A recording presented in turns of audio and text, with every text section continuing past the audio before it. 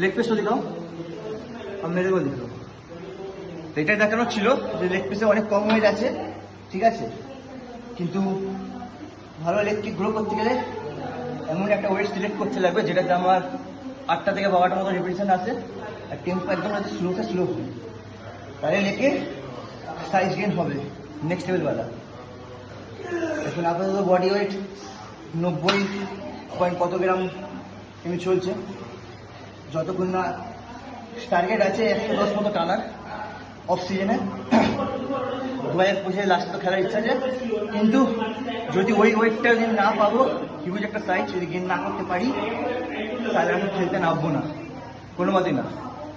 Size ওই লেভেলে gain হবে তারপর নামবো। হ্যাঁ, তার মানে এই না যে ঝুড়ি টুড়ি বার করে 110 ফিট ঠেকাবো, এটা কোনোদিন পসিবল হবে না। বাট আমি চাই না, একটা ভালো ফিজিকের উপর ভালো স্ট্রাকচারের উপর গেনিং করবো।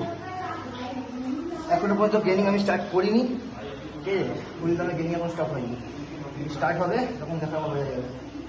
চল এবার ভোট করা যাক, নিয়ে আসবো প্রত্যেক নিজের আপডেট টেস্ট ম্যাচ দেবো, আশা রেগুলার পজিশন নিয়ে আসবো।